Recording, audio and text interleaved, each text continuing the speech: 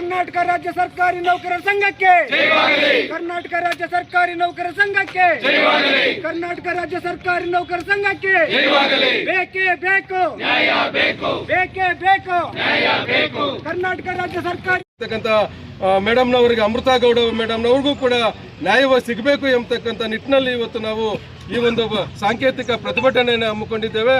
ಈಗಾಗಲೇ ಈ ವಿಚಾರವಾಗಿ ಮಾನ್ಯ ನಮ್ಮ ರಾಜ್ಯಾಧ್ಯಕ್ಷರಾಗಿರ್ತಕ್ಕಂಥ ಷಡಾಕ್ಷರಿ ಸಾಹೇಬರು ಕೂಡ ನಿನ್ನೆ ತಾನೇ ದೂರವಾಣಿ ಕರೆಯನ್ನ ಮಾಡಿ ಮೇಡಮ್ನವರಿಗೆ ಆತ್ಮಸ್ಥೈರ್ಯವನ್ನು ತುಂಬಿದ್ದಾರೆ.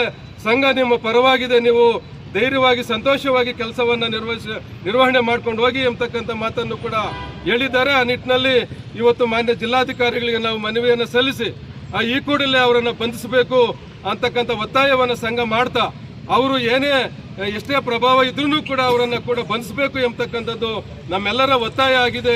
ಇವತ್ತು ನಮ್ಮ ನೂತನ ಜಿಲ್ಲಾಧಿಕಾರಿಗಳ ಒಂದು ಕ್ಷಮದಲ್ಲಿ ನಾವು ಮನವಿಯನ್ನು ನೀಡಿ ಮುಂದಿನ ದಿನಗಳಲ್ಲಿ ನಮ್ಮ ಜಿಲ್ಲೆಯಲ್ಲಿ ರಾಜ್ಯದಲ್ಲಿ ಎಲ್ಲೂ ಕೂಡ ಸರ್ಕಾರಿ ನೌಕರರ ಮೇಲೆ ಈ ರೀತಿಯಾಗಿರ್ತಕ್ಕಂಥ ಅಶ್ಲೀಲ ಪದಗಳು, ಕೆಟ್ಟ ಪದಗಳು, ದಬ್ಬಾಳಿಕೆಗಳಾಗೋದಕ್ಕೆ ನಮ್ಮ ಸಂಘ ಬಿಡೋದಿಲ್ಲ. ಎಲ್ಲೇ ಸರ್ಕಾರಿ ನೌಕರರಿಗೆ ಏನೇ ತೊಂದರೆಯನ್ನು ಕೂಡ ನಾವು ಎಚ್ಚೆತ್ತುಕೊಂಡು ಅವರ ಪರವಾಗಿ ಹೋರಾಟವನ್ನು ಮಾಡಿ ನ್ಯಾಯವನ್ನು ತೋರಿಸ್ಕೊಡ್ತಕ್ಕಂಥ ನಿಟ್ಟಿನಲ್ಲಿ ನಮ್ಮ ಸಂಘ ಹೋರಾಟವನ್ನು ಮಾಡ್ತದೆ ಎಂಬತಕ್ಕಂಥ ಮಾತನ್ನು ಈ ಸಂದರ್ಭದಲ್ಲಿ ಹೇಳ್ತಾ ನಮ್ಮ ಗೌರವಾನ್ವಿತ ಜಿಲ್ಲಾಧಿಕಾರಿಗಳಿಗೆ ನಮ್ಮ ಜಿಲ್ಲಾ ಸಂಘದ ಪರವಾಗಿ ಮನವಿಯನ್ನು ಸಲ್ಲಿಸ್ತಾ ಇದ್ದೀವಿ ಸರ್.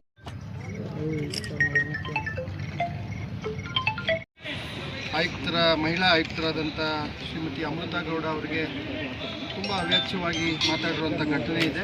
ಈ ಘಟನೆಯನ್ನು ಜಿಲ್ಲಾಡಳಿತ, ಮಾನ್ಯ ಸಚಿವರು ಮತ್ತು ಸರ್ಕಾರ, ನಮ್ಮ ಹಿರಿಯ ಅಧಿಕಾರಿಗಳು ಎಲ್ಲರೂ ಕೂಡ ಬಹಳ ಗಂಭೀರವಾಗಿ ನಾವು ತೆಗೆದುಕೊಂಡಿದ್ದೇವೆ. ಒಂದು, ನಮ್ಮೆಲ್ಲ ಸರ್ಕಾರಿ ವ್ಯವಸ್ಥೆಯ ನೌಕರರಾಗಲಿ, ಅಧಿಕಾರಿಗಳಾಗಲಿ, ಸಿಬ್ಬಂದಿ ವರ್ಗದ ನಮ್ಮೆಲ್ಲರ ಜವಾಬ್ದಾರಿ ಅತ್ಯುತ್ತಮವಾದಂಥ ಜನಸೇವೆ. ಆ ಜನಸೇವೆಯಲ್ಲಿ ಲೋಪಗಳಾದರೆ ಅದಕ್ಕೆ ನಾವು ಹಿರಿಯ ಅಧಿಕಾರಿಗಳಿದ್ದೀವಿ, ವ್ಯವಸ್ಥೆ ಇದೆ ಅಂಥದ್ದನ್ನು ಗಮನಕ್ಕೆ ತಂದರೆ ಅದನ್ನು ಭಾಳ ಗಂಭೀರವಾಗಿ ತೆಗೆದುಕೊಂಡು ಉತ್ತಮ ಜನಸೇವೆ ಕೊಡುವಂಥದ್ದು ನಮ್ಮೆಲ್ಲರ ಬದ್ಧತೆ ಇದೆ. ಅದನ್ನು ನಾವು ಮಾಡೋಣ. ಅದೇ ರೀತಿ ಅಧಿಕಾರಿಗಳಿಗೆ ಈ ರೀತಿ ಅವರಿಗೆ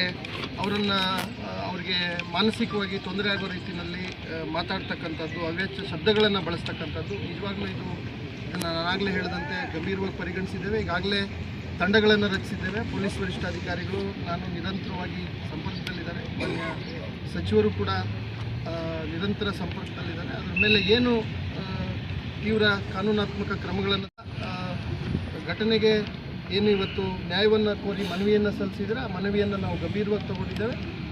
ಆದರೆ ಈ ಮನವಿ ನಮಗೆ ಇನ್ನೂ ಹೆಚ್ಚು ಈ ರೀತಿಯ ಘಟನೆಗಳು ಇನ್ನೂ ಹೆಚ್ಚು ಕೆಲಸ ಮಾಡಲಿಕ್ಕೆ, ನಮ್ಮ ತನವನ್ನು ನಾವು ಜನಸಾಮಾನ್ಯರ ಸೇವೆಯಲ್ಲಿ ನಾವು ಇನ್ನೂ ಹೆಚ್ಚು ಸದೃಢವಾದನ್ನು ಹೆಜ್ಜೆ ಇಡೋದಕ್ಕೆ ನಾವು ಸಂಕಲ್ಪ ಮಾಡಬೇಕು.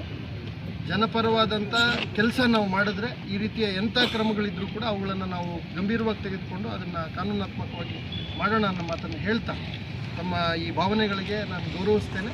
ಇದರ ಮೇಲೆ ತೀವ್ರವಾದ ಕ್ರಮಗಳನ್ನು ತೆಗೆದುಕೊಳ್ತೀನಿ. ಇತ್ತೀಚೆಗೆ ಶಿಡ್ಲಘಟ್ಟ ನಗರದ ಪೌರಾಯುಕ್ತರ ಮೇಲೆ ರಾಜುಗೌಡ ಅನ್ನೋ ಒಬ್ಬ ರಾಜಕೀಯ ಧುರೀಣ ವ್ಯಕ್ತಿ ಅಶ್ಲೀಲವಾಗಿ ಹವ್ಯಾಚ್ಯವಾಗಿ ನಿಲ್ಲಿಸಿರುವಂತಹ ಬಗ್ಗೆ ನೋಡಿ, ಘನ ಸರ್ಕಾರ ಇವತ್ತು ಸ್ತ್ರೀಯರಿಗೆ, ವಿಶೇಷವಾಗಿ ಸ್ತ್ರೀಯರಿಗೆ ಸ್ತ್ರೀ ಶಕ್ತಿ ಯೋಜನೆ ಕೊಡ್ತಿದೆ, ಗೃಹಲಕ್ಷ್ಮಿ ಕೊಡ್ತಿದೆ, ಇನ್ನೂ ಹಲವಾರು ಸೌಲಭ್ಯಗಳನ್ನು ವಿಶೇಷವಾಗಿ ಸ್ತ್ರೀಯರಿಗೆ ಕೊಡ್ತಿರುವಂತಹ ಕಾಲಘಟ್ಟದಲ್ಲಿ ಅದೇ ಸರ್ಕಾರವನ್ನು ದುರುಪಯೋಗ ಪಡಿಸ್ಕೊಂಡು ಇವತ್ತು ಈ ವ್ಯಕ್ತಿ ಸರ್ಕಾರದ ಹೆಸರನ್ನು ಹೇಳ್ಕೊಂಡು ಒಬ್ಬ ಹೆಣ್ಣುಮಗುಗೆ, ಒಬ್ಬ ಮಹಿಳಾ ನೌಕರರ ಮೇಲೆ ಹಲ್ಲೆ ಮಾಡೋಂಥ ಕೆಲಸ ಆಗಿರ್ಬೋದು, ಜೀವ ಬೆದರಿಕೆ ಹಾಕುವಂಥದ್ದು, ಕೊಲೆ ಮಾಡೋವಂಥದ್ದು.